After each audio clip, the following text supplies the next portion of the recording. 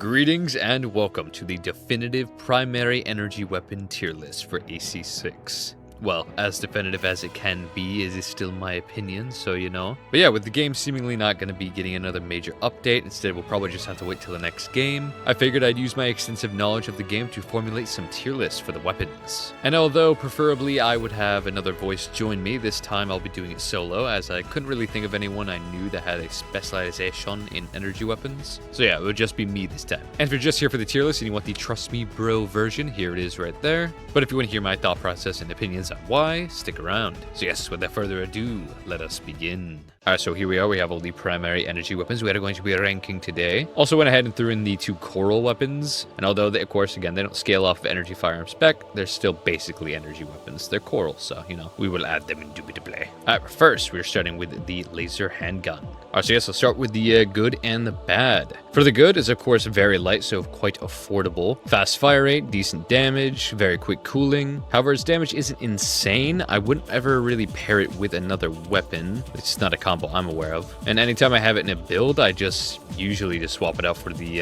its bigger brother, the LR, as they both have very similar cooling. In fact, the LR has faster cooling, although a little less on the fire rate, but honestly, that's pretty fine, especially for recoil management. Yeah, and both are light, so I don't really see myself ever really choosing the laser handgun over the LR in most cases. So it's okay. It's not very good paired with other things, and there is something better. So with that, I'm going to put it in D.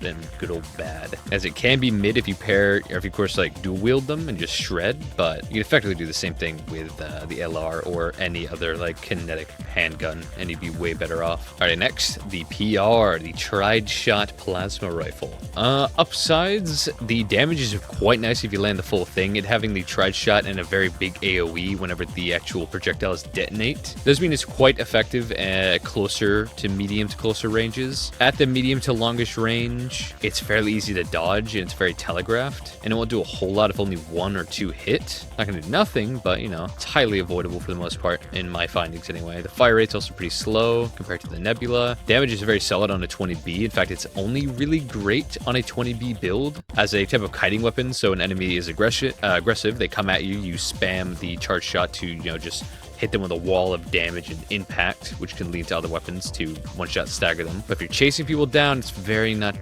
great. So really, it's only good at close range. Default fire rate isn't that great. Its charge shot is good, but very counterable, I find, as it's really only good in the super close range and only ever really deadly and dangerous on a 20B. So I would say with that, we'll leave it right here in mid. As with a 20B, I'd say could be good and or very high C, but in a lot of cases, it can be considered just bad if your enemy is kite or they're very strong rushdown where your burst of damage won't really do a whole lot compared to like their double zim or estrogen or what have you. So I think mid is a solid place. The PR can be good, but can also be pretty bad. So mid it is. All right, next, the Karasawa. This is another interesting one, kind of like the PR, in where its normal attack is neat for shredding people on direct hits, the very fast normal plasma shots, although you're gonna overheat and then that's not gonna be great. It's supercharged shot, which a lot of people love, especially with the double melee type of, or pulse blade, charge pulse blade into Karasawa into another melee. It's very anime, it's very flashy, it's very strong for the most part. However, you can do the same thing with the Harris, and the Harris is a lot lighter and overall more versatile with its actually strong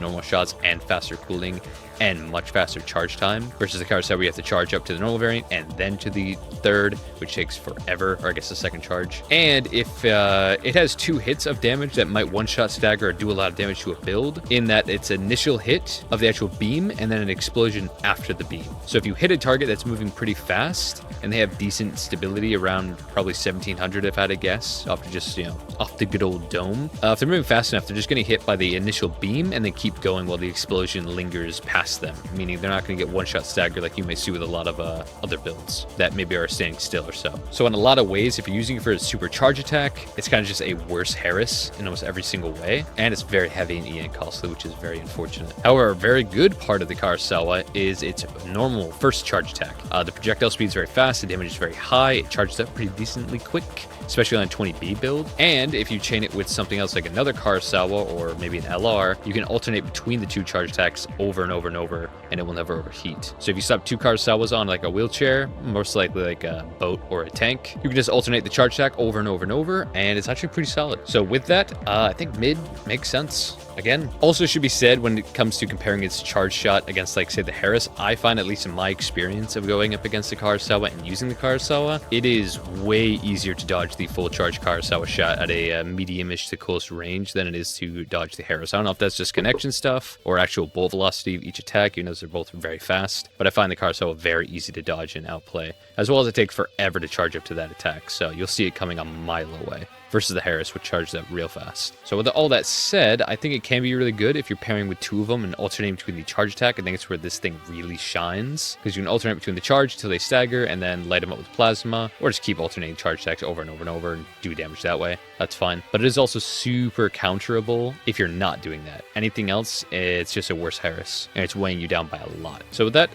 much like the PR, I would place it in mid. Can be good, can be bad, so mid it is. All right, John Wooger, which of course I've always loved a lot, especially on lamb legs, as I really just like its charge attack, the punch that gives a stagger and does a lot of damage and impact. Very, very solid. Although of course the range isn't that crazy, you do need to be fairly close. Although with the game's not so great netcode with laser attacks, the desync can be very off, meaning you think you're dodging attack when you just get hit by anyway. That definitely bumps overall laser weapons up a little bit there, unfortunately. But yeah, the Wooger, good things. Yeah, the charge attack, it stuns, deals a lot of damage, a lot of impact. Even the normal attacks, fire rate is very fast. If you have two of these and you're just rushing down assault boost, you can just pow, pow, pow between both of them and deal a lot of damage and impact, I find. Had a lot of fun with it with the Gurn Gun video and Starman, of course. Yeah, Wooger has a special place in my heart, and it's pretty nice paired with the laser dagger, if you can manage to pull that off. So yeah, with that, I would put it in B. It's a very good weapon. Obvious downsides of range and such, in high risk, high reward gameplay, but there's a lot of good stuff in here. It's very good,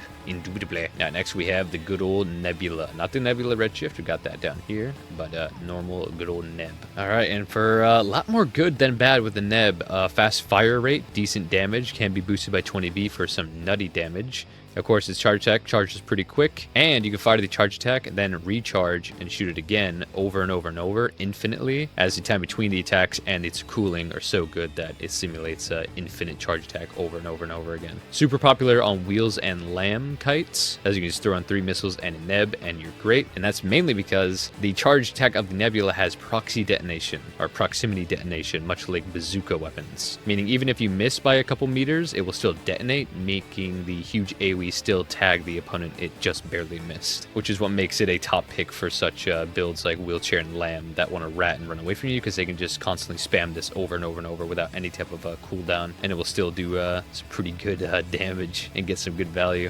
Downsides, I can't really think of a whole lot, other than, of course, you need to rely on, if you're going to rely on the charge attack, which is definitely its best attribute, you're going to need to be running something like Tank or Tetra, so you're not constantly staggering by the charge attack. Not that you necessarily have to, but it is preferred that way, so you can keep spamming without stopping. And of course, it's a popular pick for laser swap, so if you're running a heavyweight with 4 laser weapons or 2 laser rifles and 2 plasma rifles, you can just swap and shoot, swap and shoot, swap and shoot. So honestly, with all of that, little downside, lots of combo potential with other type of build types that are already super strong. I would put it all the way up in S. It's really good. Not much downsides, indubitably. All right, next, my beloved as well as the Wooger, the laser shotgun.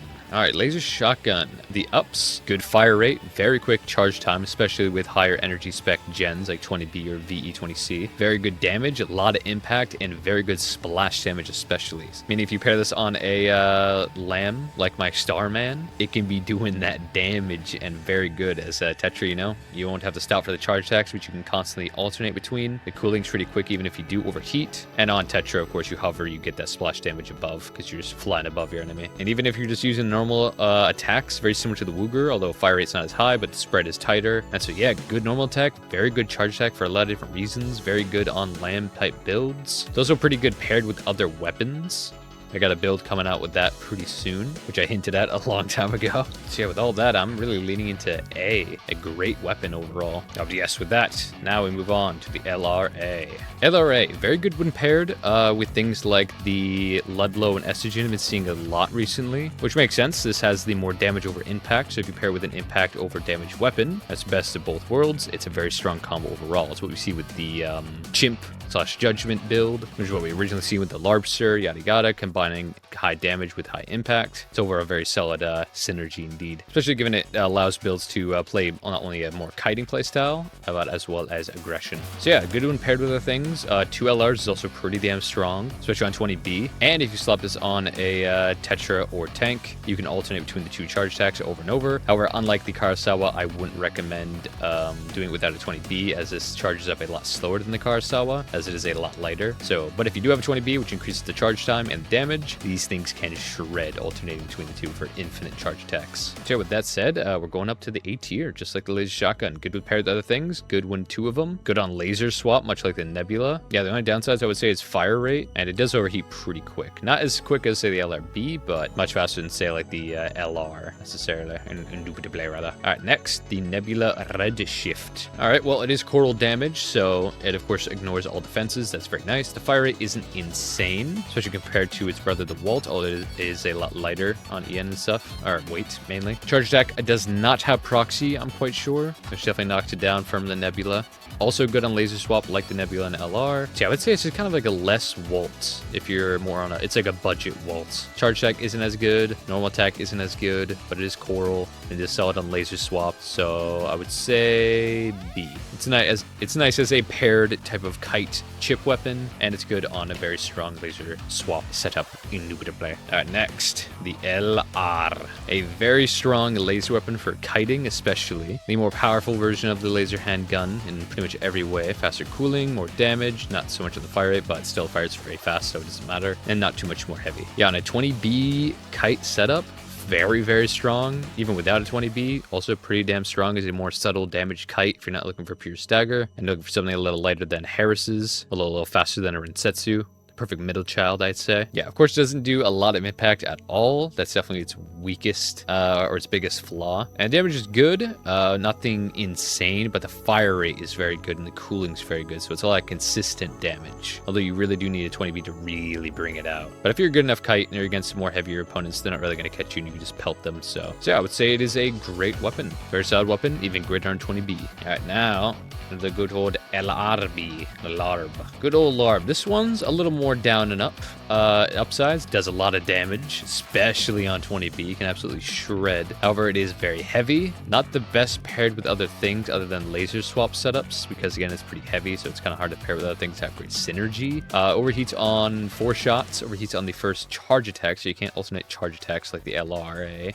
Yeah, it's honestly just kind of, it's got a lot of damage and a lot of impact. Good on laser swap. Outside of that, nothing, not insane. Although I guess it is, I mean, it's good to be paired with other things like a Zwalt if you're on a, or an LR itself. Something a little faster while it's a little slower heavy hitting. Something to cover it while it cools down. Especially if you want to be more patient, shoot.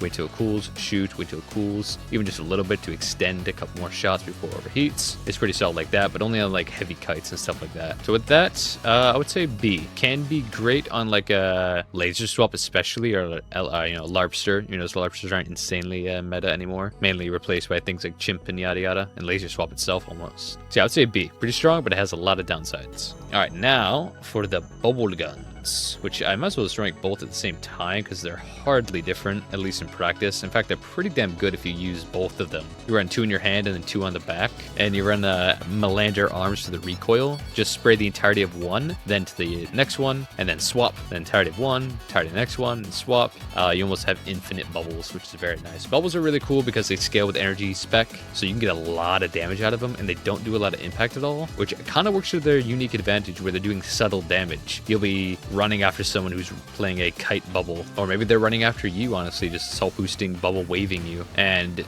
by the time you stagger, you're like, where the fuck did all my health go? Because the bubbles just erase it, man, before you notice, because most people stagger and then they see, oh, I need to use my expansion, or oh, my health is low, I need to play passive, or what have you. But these, they just shred at your health while not really touching the impact a whole lot. And of course, if you do stagger or get close to staggering and you pop your PA, these will just shred it, making it effectively useless outside of resetting your impact, which is good to not take the direct hit, but they don't really care about direct hit. They just care about doing that bubble damage, that subtle damage. So with that, I would say they are good weapons. They are B. Very good on 20B, maybe even great tier, but they don't necessarily need it. Their subtle damage is still very fine. They're very light and pretty fun. All right, lastly, we have the Zwalt, which I really do like a lot. I think it's really cool, especially with the not so recent now, but, you know, recenter patches that really buffed it up and made it shine a lot, as it was kind of not great for the longest time, but now it's really nice. Normal attack, super good, fast fire rate, fast projectile speed. It's cold damage, so it ignores defenses, plus already having decent damage and impact. And it has 2 hits, the initial actual hit of the projectile, then the mini explosions after. The cooling is fairly good. You can just shoot a shot and wait a little bit for the cooling to start to kick in, and then shoot again, and you'll almost have infinite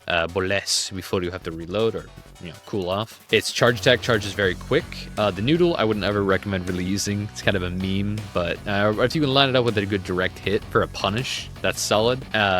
Outside of that, I would never recommend really using it. Super counterable. But its normal charge attack before the noodle is super good. Even faster projectile speed, even more damage and impact. And if you have 2 Zwalts, you can alternate between them over and over and over, much like the LR and the Neb and all that good stuff. Biggest downside is that the noodle exists and it doesn't really do a whole lot, so you might accidentally overcharge, which means you need to cancel the charge and then redo, as well as, of course, it's very heavy and costly. So running 2 on a lightweight is pretty much not possible. You need them big arms, at the very least TQ arms, I believe. Those are the lightest you can go, or rocking both of them. But even if you're just rocking 1, it's still pretty good, as I seen with my V1 build not too long ago. So yeah, with all that said, I'd raise it all the way up to the S rank, baby. It is one of the best energy weapons, although I guess it's technically not a full energy weapon, but you know, it's cool. I consider it there. Haven't really seen it on laser swap builds, probably because it's a little too heavy. You'd probably just want to go with the Nebula anyway, because you're almost getting the same damage, especially with the faster fire rate being, you know, or the fire rate being brought up by the fact that you're swapping constantly. But yeah, you run just 1 Zwalt, you're pretty chilling. You run 2, it's super good. Its normal attack is good, charge attack is good, base damage, impact, it's just good. It's much like the Nebula, just a very great weapon, the best for sure. But yes, this is my primary energy weapon tier list. Please do feel free to let me know if you agree and why, and or if you disagree with any of my picks and why. Perhaps I would change my mind and indubitably. These tier lists are pretty fun. I do hope you enjoy them and would like to see more. Indeed, let me know. Yeah, so feel free to let me know which of these categories you would like to see next. And yes, have yourself a very good one. Thank you for watching. Peace. And that is it for this video. Thank you so much for watching. And of course, a huge shout out to my channel members, my Egg Crusaders, Arch, Shadow, Metal, Magpie, Hollow, Turbler, and Ronin. Thank y'all so much for becoming channel members. Y'all truly make this content possible. And yes, I hope y'all have yourselves a very, very good one. Peace, and thank you.